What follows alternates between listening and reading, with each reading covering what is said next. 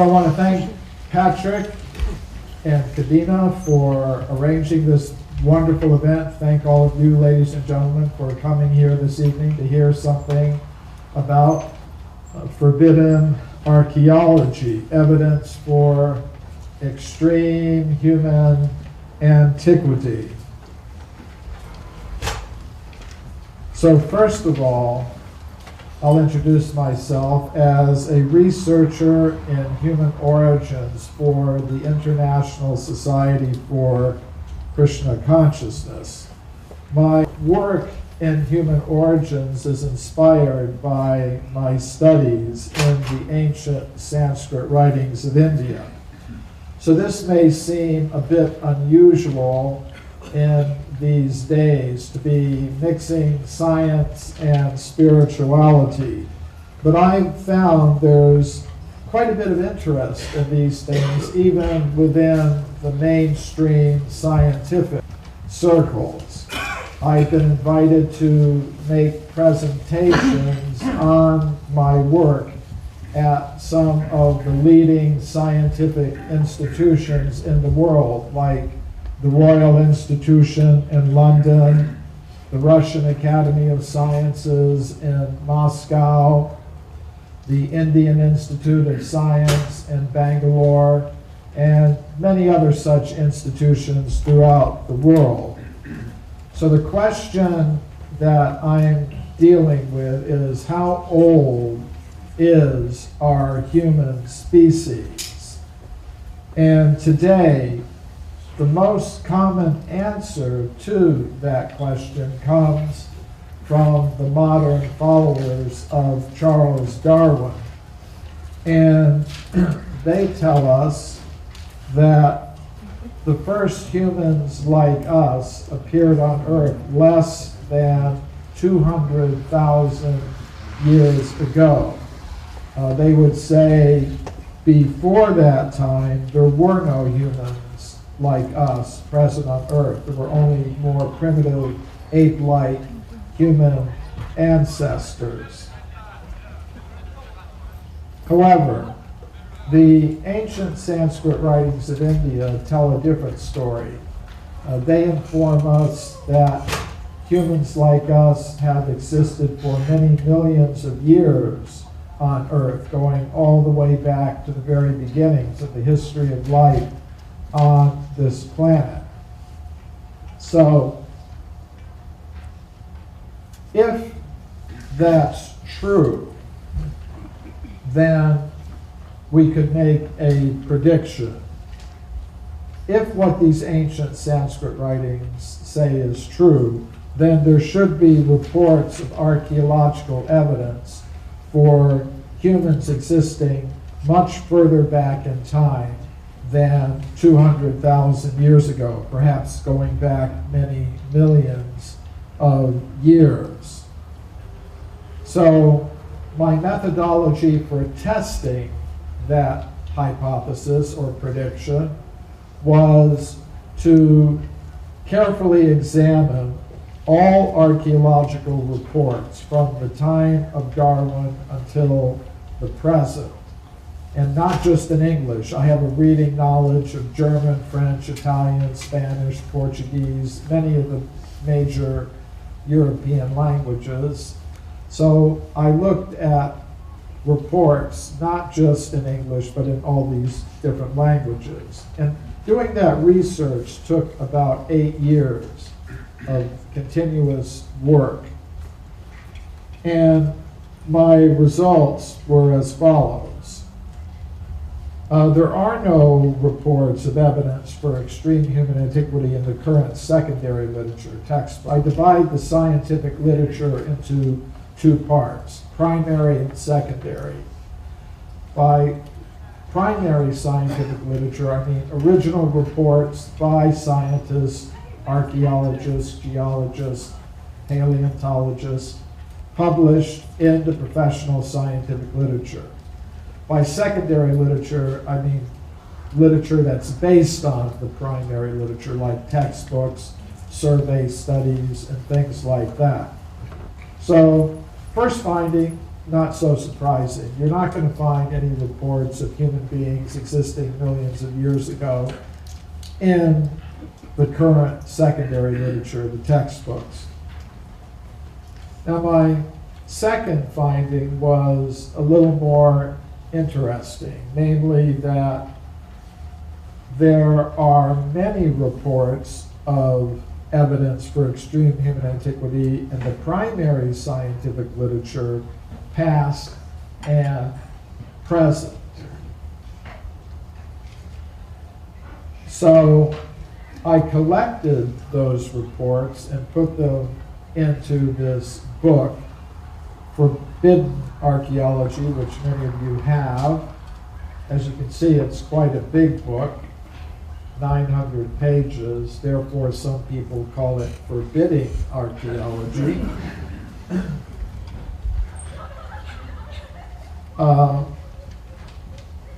And this book was reviewed in most of the professional scientific journals that deal with the question of human origins. In other words, the book made an impact in the scientific world. Of course, it's a very controversial book. So, as you might expect, many of the reviews were quite angry reviews, negative reviews. But some of the reviews acknowledge some positive aspects, even from the point of mainstream science. For example, David Oldroyd, a noted historian of science, and his co-author wrote in Social Studies of Science a 21-page review of the book. And he asked the question, so, has forbidden archaeology made any contribution to the literature on paleoanthropology? That's the science of human origins. He said, our answer is a guarded yes for two reasons. First, he said, much of the historical material has not been scrutinized in such detail before. In other words, he's a professional historian of science, focusing on the science of human origins. And he said he had never seen a book that went into the history of archaeology in such detail before. So he thought that was a positive scientific contribution. And second, he said, the book raises, quote, a central problematic regarding the lack of certainty in scientific truth claims. In other words, scientists attach different levels of certainty to their theories. Some they think are more certain than others. Now, they consider their current theories of human origins to be almost absolutely certain. And David Oldroyd thought that in our book, Forbidden Archaeology, we had done a good job in problematizing, attaching that level of certainty to the current scientific theories of human origins. He thought maybe they ought to bring it down a notch. So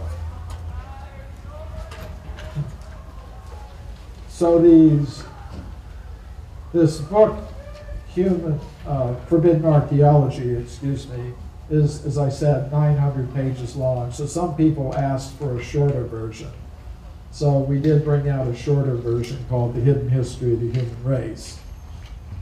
Now, immediately after these books were published, I started making presentations about the subject matter of the book at major international scientific conferences. The first time I did that was in 1994. I presented a paper called Puranic Time in the Archaeological Record at a meeting of the World Archaeological Congress in New Delhi. The Puranas are the historical writings of ancient India. They describe a cyclical concept of time, and they say that humans have been present throughout all these vast cycles of time, going back millions of years, much further in time than 200,000 years. And there's archaeological evidence to support that idea. So I thought this meeting of the World Archaeological Congress, which is the world's largest international organization of archaeologists, would be a good place to present the kind of information that I'm talking about, especially since that meeting was being held in India. So that paper was later published in a peer-reviewed scientific book called Time and Archaeology, which was published by Routledge, a major scientific publisher. So sometimes people ask, do you have peer-reviewed scientific publications? And the answer is yes, I do have peer-reviewed scientific publications, and this is one of them. Many of them are included in my latest book, My Science, My Religion, which is a collection of 24 papers that I've presented at major international scientific conferences. So there is archaeological evidence for extreme human antiquity, but my question was, why is this evidence not found in today's secondary scientific literature, like textbooks at colleges and universities? And the answer, I believe, is a process of knowledge filtration that goes on in the world of science. You know, we can call the blue box there the knowledge filter. And what it represents is the dominant consensus today among scientists about this question of human origins. And that's the Darwinian evolutionary consensus, which says no humans like us existed before 200,000 years ago. So evidence that conforms to that consensus will pass through that filter very easily. And that means you'll see it in the textbooks. But if we have evidence that radically contradicts the dominant consensus, it tends to be filtered out, which means we don't hear very much about it.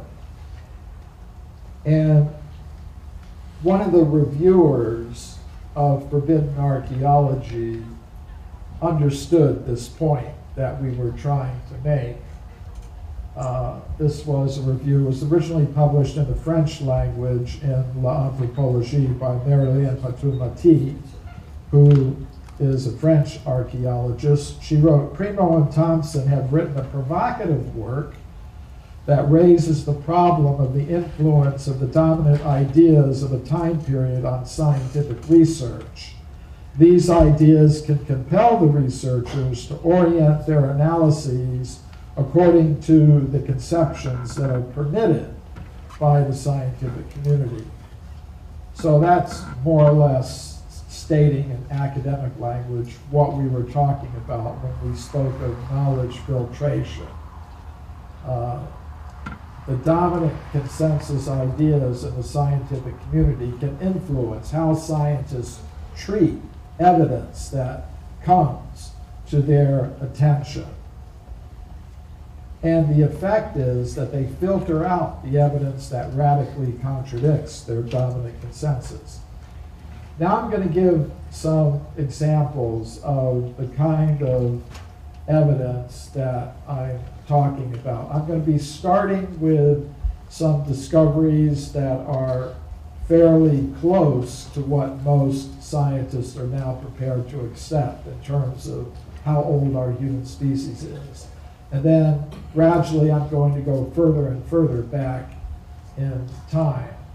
So this is Virginia Steen McIntyre, an American geologist who I know personally.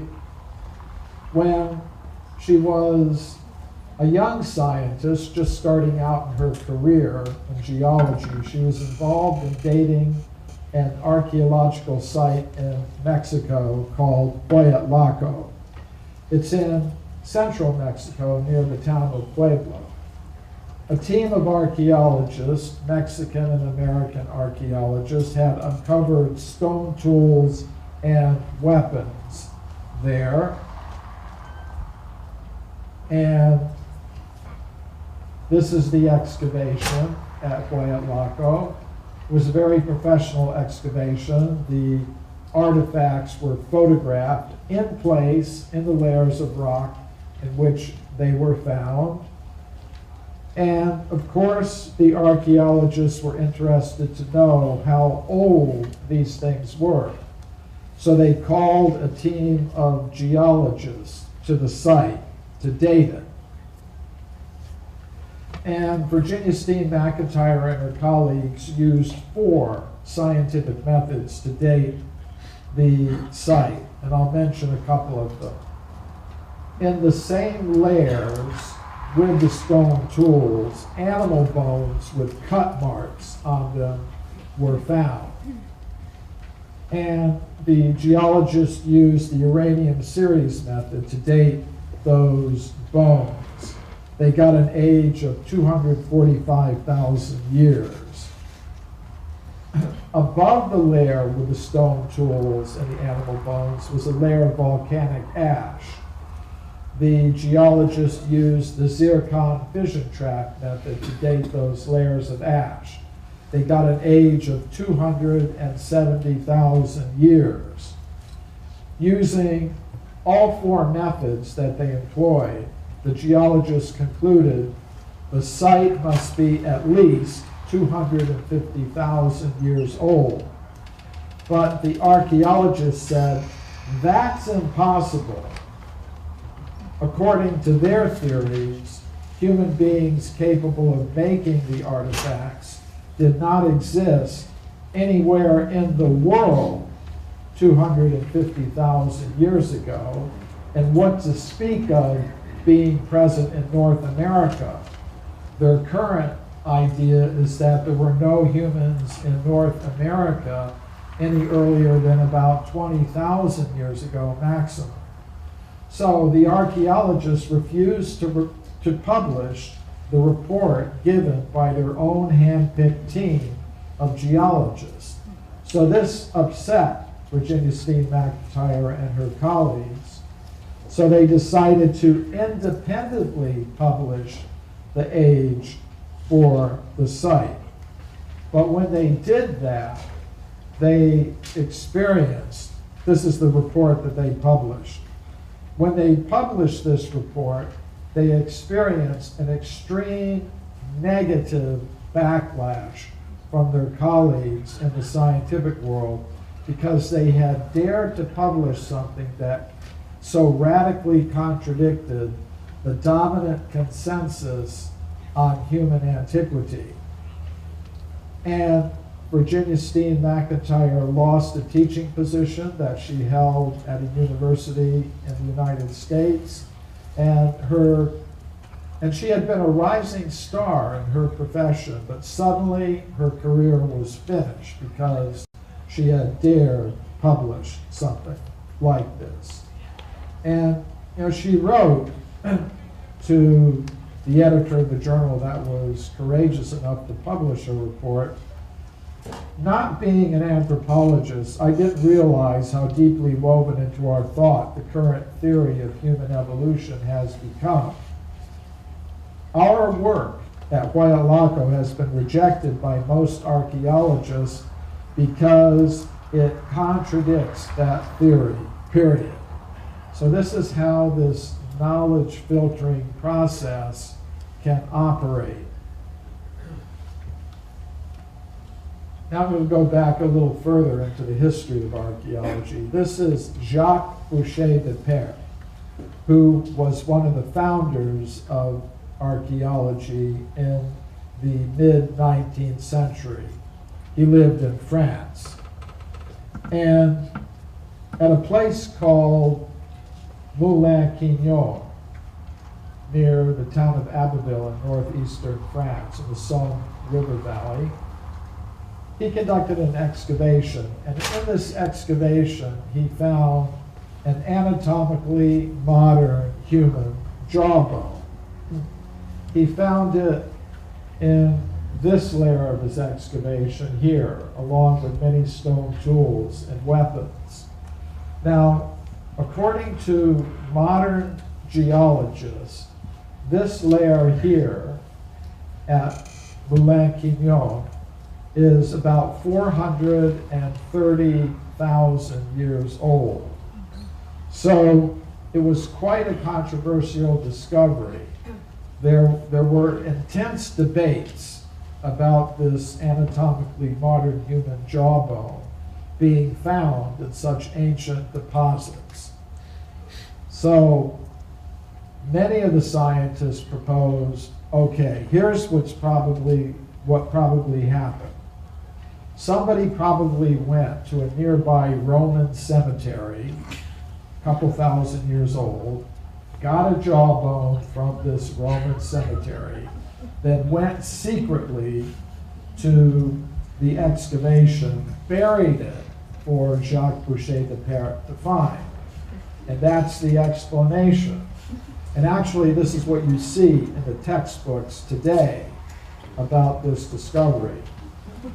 What we don't see in the textbooks is that after Boucher de Perret heard these accusations that he had been the victim of a hoax, he went and conducted additional excavations in the same location. And he conducted these new excavations under conditions which completely ruled out this hoax hypothesis. And in these new excavations, which were witnessed by other professional scientists, he uncovered 100 additional anatomically modern human bones and teeth from the same formations. So I think what we have here is evidence that humans like us were existing over 400,000 years ago in Europe. And I reported on this case in this paper that I presented at the 20th International Congress for History of Science. It was later published in the peer-reviewed proceedings of that Congress. So in the early 20th century, an interesting discovery was made in Buenos Aires in Argentina. An anatomically modern human skull cap, the top part of a human skull, was found in an excavation there. The excavation went down about 45 feet. At that layer, the diggers encountered a thick layer of limestone rock, locally called Tosca, and they broke through that layer of rock and found the skull at that level in the Pre-Ensenada Formation, which is, according to modern geologists, is 1,500,000 years old. This discovery was reported to the scientific world by a prominent Argentine scientist, Florentino Ameghino, but we don't read about it in the textbooks today. I reported on this case and several other cases like it at the meeting of the World Archaeological Congress that was held in Cape Town, South Africa in 1999. Now, many people have heard of Olduvai Gorge in Africa. Many important discoveries have been made there, but most people are not aware of the first discovery that was made there. In 1913, the German scientist Hans Reck reported that he discovered a fairly complete anatomically modern human skeleton there. And this is the skull from that skeleton. The skeleton was found in the upper part of bed 2 at Olduvai Gorge. And according to modern geologists, bed 2 goes from 1.7 million years at the bottom to 1.15 million years at the top. So it's over 1.15 million years old. And Rex said he found the skeleton solidly embedded in the rock, and he had to use a hammer and chisel to take it out of the rock in which it was embedded. So it was a very controversial discovery. There were decades of debate about this discovery through the 1920s, the 1930s, the 1940s. Many people thought the debate was finally settled in the 1960s and 70s when a German scientist named Rainer Proch did a radiocarbon date on a fragment of bone he said was from the original skeleton, and he got an age of less than 10,000 years. So many people thought, okay, that settles it. It's not over 1 million years old, it's less than 10,000 years old. But I don't agree with that resolution to the debate. First of all, Rainer Proch was later forced to resign from his position as an anthropology professor at Frankfurt University in Germany after an academic court there found him guilty of falsifying dozens of radiocarbon dates during his long career there. And there's a second problem, and that is that actually Rex skeleton was lost during World War II. It was in a museum that was bombed in Germany. So where did he get the fragment of bone that he said was from the original skeleton? He said, well, in another museum he found a box that had some tiny fragments of bone, and he claimed it was from the original skeleton. I'm not so sure of that. So I don't think a radiocarbon date on a fragment of bone that probably wasn't even from the original skeleton by a scientist who was convicted for forging dozens of radiocarbon dates can be taken as a resolution to the question of how old the skeleton is. I think the best evidence that we have for the age of that skeleton is the report of the original investigator, Hans Reck, who found it solidly embedded in upper bed 2 of Olduvai Gorge. In 1867, Dr. Robert Collier reported that an anatomically human jaw was found at a place called Foxhall in England. It was found 16 feet deep in the Red Crag Formation there, and Foxhall is located near the town of Ipswich on the east coast of England.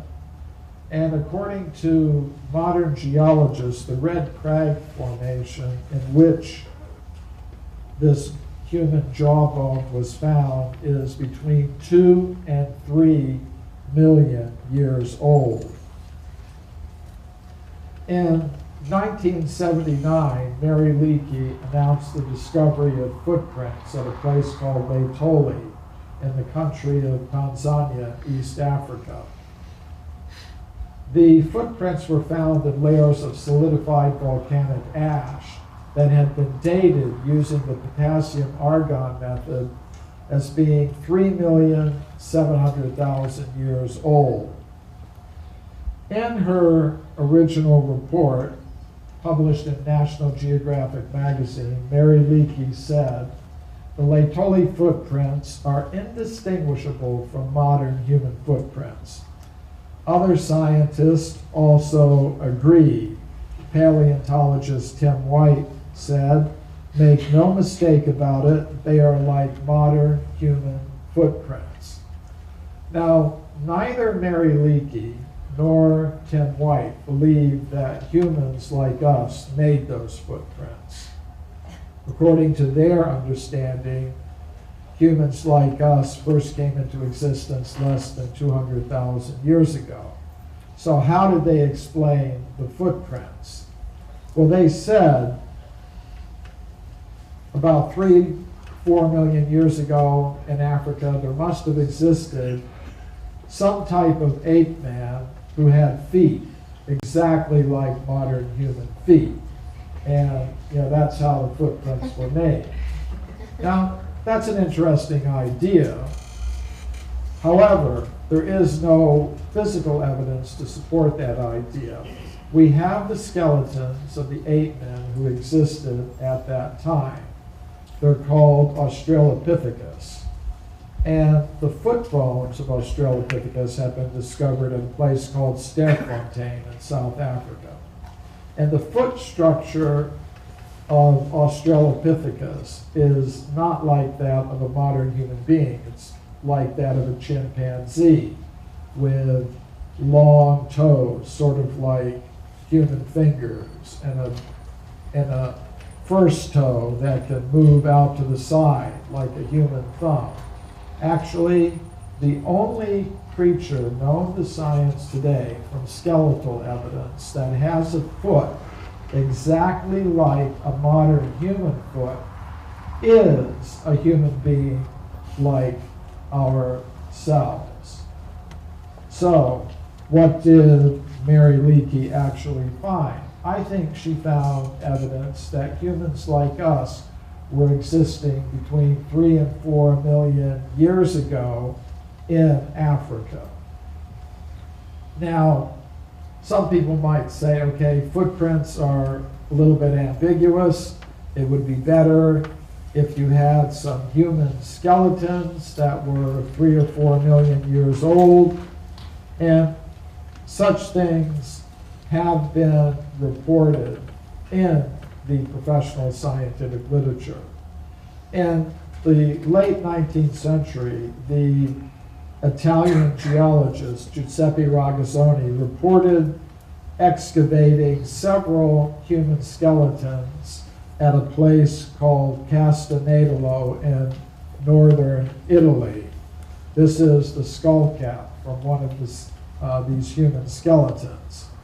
He found them in a formation about 4 million years old, according to modern geologists.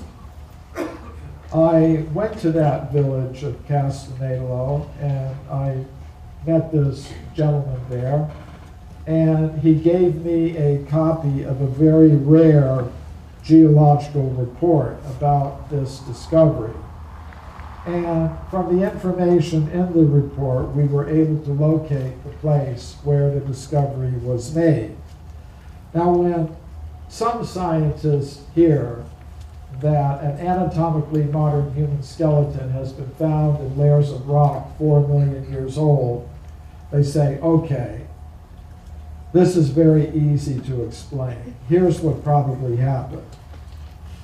Maybe 4,000 years ago, somebody died on the surface there, and then his comrades dug a grave, put the body down into that very ancient layer of rock, and that's why you think you've got a discovery of a human skeleton 4 million years old. Now, things like this can happen. They do happen. Technically, it's called intrusive burial. But Ragazzoni, the discoverer, was a professional geologist, and he was very much aware of this problem. And he said, if it had been a burial, then the layers of rock above the skeleton would have been disturbed, as we see here. And he looked very carefully when he was taking the skeleton out of the ground. and he could see that all the layers of rock above the skeleton were intact and undisturbed, which means the skeletons really did belong in the layers of rock in which they were found, in this case about 4 million years old. Now we're going to jump even further back in time. This is the Portuguese geologist Carlos Ribeiro, and he discovered hundreds of human artifacts in his country of Portugal in layers of rock about 20 million years old. And as a professional geologist, he said they cannot have come down into those very ancient layers of rock from some more recent levels. He checked very carefully to rule out that possibility. He displayed these artifacts in these cases here in the Museum of Geology in Lisbon with labels indicating an age of 20 million years. But if you go to the museum today, you will not see the artifacts on display here anymore. Today they're kept locked in these cabinets behind me. But when I went to the museum, I got permission from the directors to open up those cabinets, and I was able to study and photograph some of these 20-million-year-old human artifacts from Portugal. And these are some of them. And I also studied in the museum archives the original papers of Dr. Ribeiro, his maps, his field notes, and things like that. And after doing that, I went into the countryside of Portugal to relocate some of the places where he made his discoveries.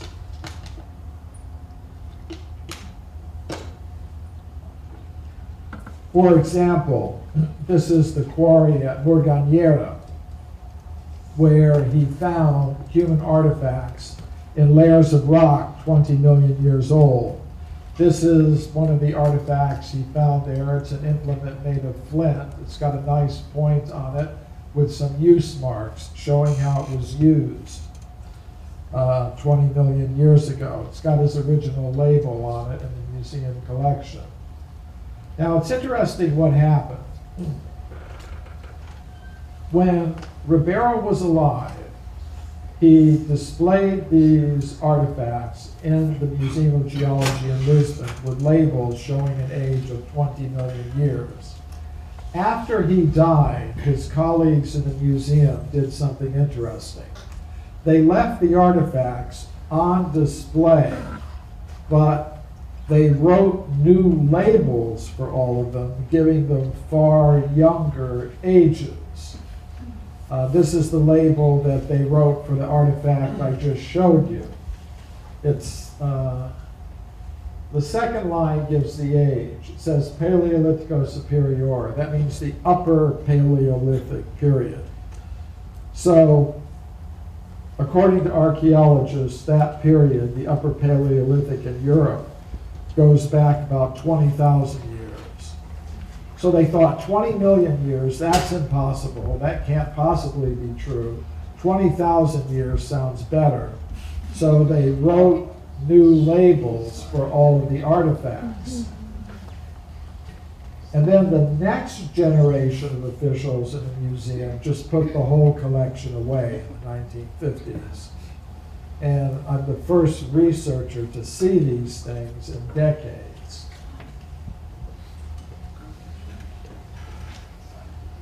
I gave a report about this case at a meeting of the European Association of Archaeologists that took place in Lisbon, Portugal in 2001. And I thought that would be a good place to talk about these things, and it actually was, because some Portuguese archaeologists became very interested in what I had to say, and later they published that paper in a peer-reviewed scientific publication called the Journal of Iberian Archaeology. That's the archaeology of Spain and Portugal. That paper is included in my most recent book, My Science, My Religion, along with many of the color photographs that I took of Ribeiro's artifacts. Now, one case that's always really fascinated me is the California gold mine discoveries. In the 19th century, miners went to California to get the gold, and they were digging tunnels into the sides of mountains at places like Table Mountain in the Sierra Nevada mountains near Sonora, California, and Tuolumne County. And to get the gold, they were digging these tunnels, and deep inside the tunnels in the solid rock, the miners were finding human bones and human artifacts. For example, they found many of these stone mortars and pestles. They also found obsidian spear points. And what makes these discoveries so interesting to me is that they were found in layers of solid rock that belonged to the early part of the geological period called the Eocene, which means they'd be about 50 million years old. These discoveries were reported initially to the scientific world by Dr. J.D. Whitney, who was the chief government geologist of California. His report was published by Harvard University, but we don't read about these things in the textbooks today because of the process of knowledge filtration. And this is the scientist most responsible for the knowledge filtering in this particular case. It's the anthropologist William Holmes of the Smithsonian Institution in Washington, D.C. And he wrote, if Dr. Whitney had understood the theory of human origins, he would not have published that report. In other words, he should have known that these things could not possibly be that old. He shouldn't have published them. He should simply have forgotten about them. And basically, that's what happened.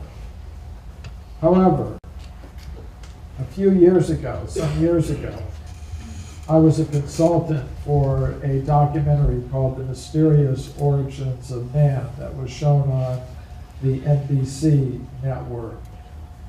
And it was produced by a man named Bill Cote, who also did some very good documentaries about the Sphinx, the age of the Sphinx and the pyramids.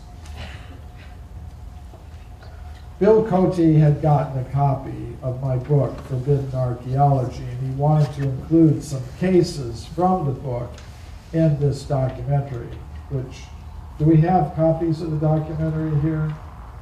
We do have some. One left. But I told him about the California gold mine discoveries, and he thought that was a pretty interesting case. So I told him he should go to the Museum of Anthropology at the University of California at Berkeley.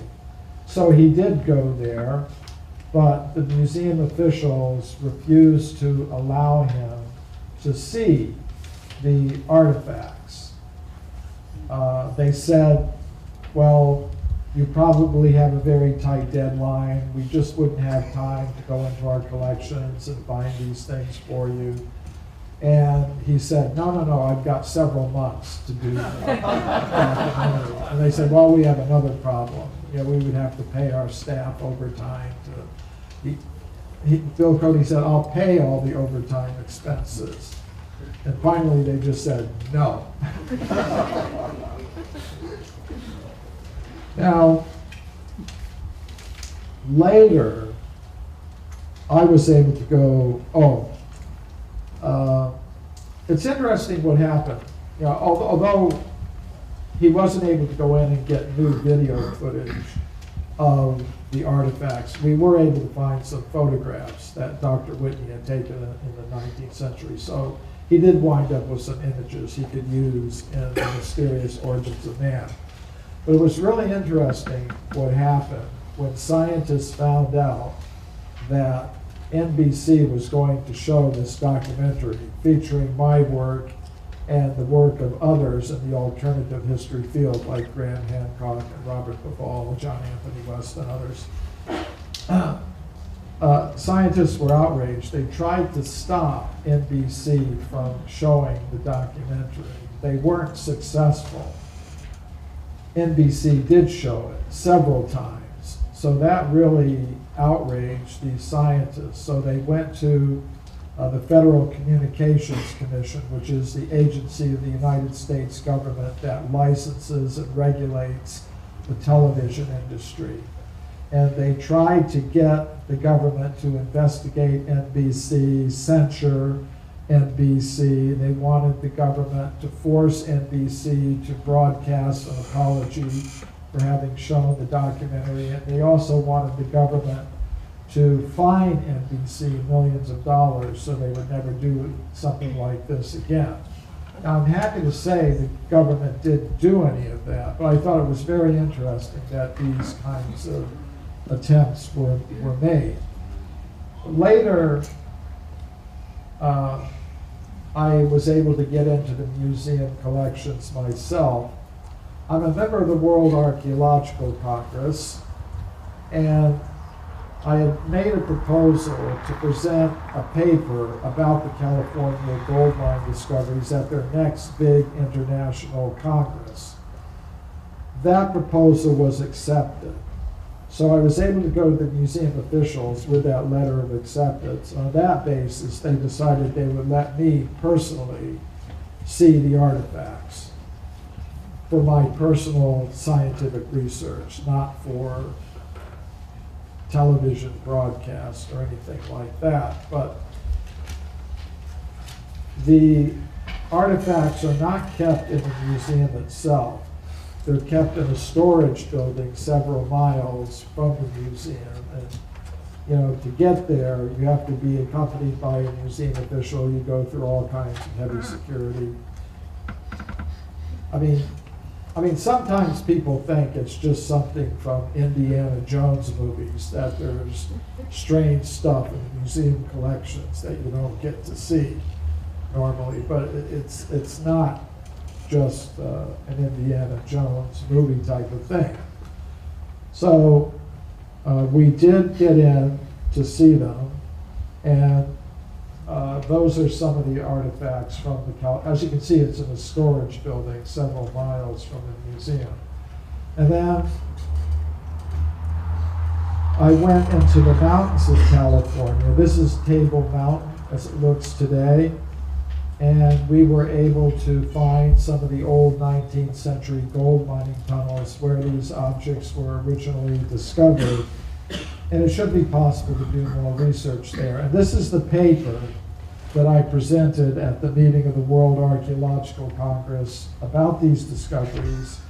That meeting was held in 2003 in Washington, D.C. And this paper is included in my most recent book, My Science, My Religion. So, how far back in time can we go with evidence like this? In the year 1862, a scientific journal called The Geologist published an interesting report. An anatomically modern human skeleton was found 90 feet below the surface of the ground in Macoupin County in the state of Illinois in the United States. According to the report, above the skeleton was a thick layer of slate rock that was unbroken. And that's an important detail because it rules out the intrusion idea, namely that the skeleton could have come down through some fissure or some burial into the ancient layer of rock in which it was found. According to geologists of the State Geological Survey of Illinois, this layer here below the slate rock at that location is about 300 million years old. So this report from Scientific American tells of a beautiful metallic vase that was found 15 feet deep in solid rock in Dorchester, Massachusetts. It's part of the Boston area. And it was a beautiful vase with silver inlaid floral patterns in it. And according to geologists of the United States Geological Survey, the age of the formation at that location, at that depth, is about 600 million years. So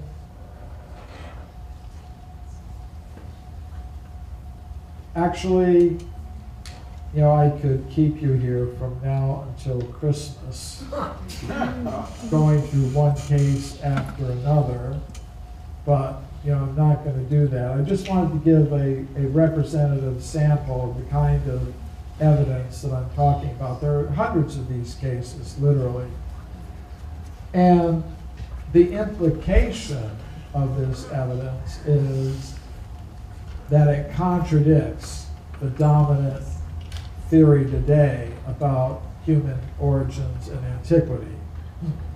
And this was recognized by one of the architects of that whole theory, the anthropologist William W. Howells of Harvard University. When Forbidden Archaeology first came out, he got a copy of it and he read it. And he wrote me a letter. And in this letter, he said, Forbidden Archaeology represents much careful effort in critically assembling published materials. I thought it was nice that he recognized that as a professional scientist. And he went on to say, most of us in the world of science, mistakenly or not, see human evolution with man emerging rather late. To have modern human beings appearing a great deal earlier would be devastating to the whole theory of evolution. So he recognized the implications of the evidence that was reported in Forbidden Archaeology. That is the implication, that if it is accepted, it would be pretty devastating, not just to the current ideas about human origins, but to the whole theory of evolution. So another archaeologist wrote a review of Forbidden Archaeology in British Journal for the History of Science. And as I said, most of the reviews of Forbidden Archaeology in the professional scientific literature are really quite harshly negative, but some of the scientists who reviewed it did acknowledge there were some positive aspects to it.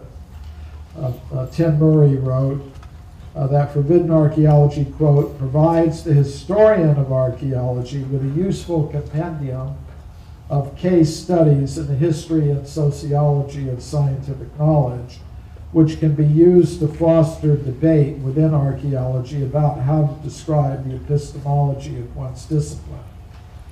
And really, that's exactly what we were trying to do with Forbidden Archaeology in terms of the scientific and academic world. Of course, I have lots of different audiences for my work. I have my audience of conspiracy theorists and my audience of ufologists, and I have lots of different audiences that I deal with, but one of them is the mainstream scientific audience. And what I was trying to do with that audience is get them to think about the epistemology of their discipline. Epistemology is the science of studying how knowledge is acquired, what is knowledge, how is it acquired, how do you look at evidence, how do you evaluate evidence. So that's what I was trying to do with Forbidden Archaeology, get a debate started in archaeological circles about the epistemology of their discipline. And this shows that I was successful in doing that, getting them to start talking about these things. Tim Murray also wrote in his review, forbidden archaeology is designed to demolish the case for biological and cultural evolution and to advance the cause of a Vedic alternative. Now, that's kind of an important statement. I mean, he's correct. I plead guilty. Forbidden archaeology was designed to demolish the case for biological and cultural evolution of the Darwinian kind. Guilty as charged. And to advance the cause of a Vedic alternative. I've been very open in my work in acknowledging the Vedic inspiration for what I do. Now, it's at this point that many in the world of science get very upset with me because they don't think that it's legitimate to bring into a scientific discussion some kind of spiritual angle. Now, I talk about this extensively in my book, My Science, My Religion. But it's interesting what Murray had to say about this. He said in this review, the dominant paradigm has changed and is changing, and practitioners openly debate issues which go right to the conceptual core of the discipline. Whether the Vedas have a role to play in this is up to the individual scientist concerned. Now, I think that's an enlightened position. Some people are in the scientific world going to say, no, you cannot bring in any kind of perspective like that. You cannot bring in, say, a First Nation perspective or a Vedic perspective or any other kind of perspective drawn from some traditional worldview. That, they think, is illegitimate. But I think Murray's position is actually correct. It's up to the individual scientists if they want to do that or not. There shouldn't be any ban on what scientists can do of that sort. So I thought that was a positive development. And I think there are enough people who agree with him in the world of science that make it possible for me to speak about my Vedic perspectives on human origins at major international scientific conferences and universities around the world. Now, some scientists are very upset that I do that, but others are willing to listen. And I think that's very important, because if ideas are going to change, the very first thing has to be a willingness to listen to new ideas and not keep them out of the discussion. So I'm going to end this with sharing with you some of my experiences in presenting this kind of thing to university audiences around the world. Tonight we're speaking at a university. I don't know how many students or professors from the university are here. Anybody? Okay, all from outside the university community, apparently. Unless there's somebody here who just doesn't want to identify themselves. Well, my books are now published in about 20 different languages, and I speak at universities all over the world. One of the languages in which my books are published is Russian. So I've been to Russia a few times, and I've spoken at universities there from one end of the country to another, from Vladivostok to Moscow to St. Petersburg, a whole lot of places. And most of the lectures have gone on without any problem.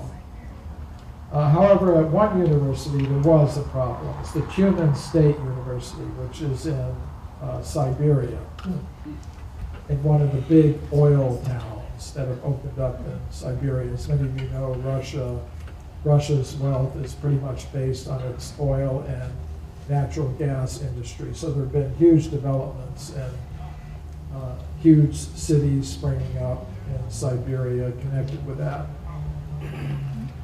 So some professors at Tyumen State University invited me to speak about my forbidden archaeology work. And a lecture was scheduled. But the day before the lecture, the president of the university canceled the lecture because other faculty members in the university were very upset that I was being allowed to speak there. First of all, because I was saying something that contradicted the theory of human evolution. Second, I was doing it from a Vedic perspective. Either one of the things would have been bad enough, but both of them was just too much.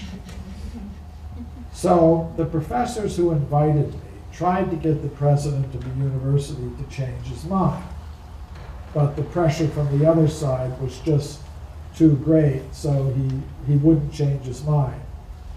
So then the professors who invited me went to the local branch of the Russian Academy of Sciences, which in terms of the academic hierarchy in Russia is higher than the university. And they spoke to the director there. And he said, okay, if they won't let him speak at the university, he can speak here at the Russian Academy of Sciences. So they had buses bring students and professors from the university to the Russian Academy of Science building. And the professors who invited me said, more students and professors came than would have come if the lecture had been held at the university.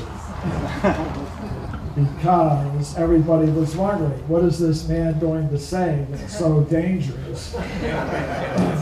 His lecture was canceled.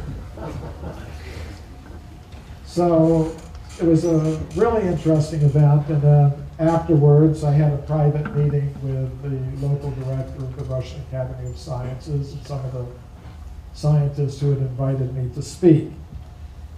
And it was a very nice conversation. And then something interesting happened the next year. The next year, I went back to the same university and I spoke in the biology department there, no problem.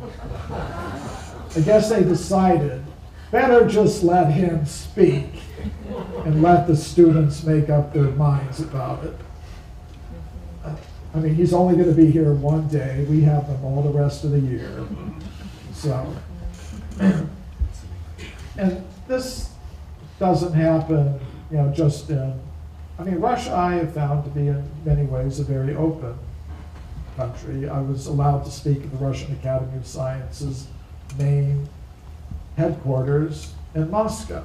I have not been given such an invitation from the American Academy for the Advancement of Science up to this point. And once I was invited to the University of Indiana in Bloomington, Illinois. Same thing, I was invited by faculty members to give a lecture. Other faculty members found out about it, put pressure on the administration canceled the lecture. Unfortunately, there wasn't a local branch of the Russian Academy of Sciences I could go to. So the lecture was held in the public library in Bloomington, and whoever wanted to come came to that. So if that didn't happen a couple of times a year, I couldn't call myself a forbidden archaeologist anymore. So it's something that goes with the territory. But for those who are interested to see what kinds of presentations I do make at mainstream international scientific conferences, you could have a look at my latest book, My Science, My Religion, which is a collection of 24 such papers. And these other books are also there. They're available tonight. Patrick? Yes, sir. How are we doing? What's the next part of the program? You want to start the Q&A now? We can do that. Should I? Yeah, if you want to maybe, if anybody has a question that they would like to ask Mr.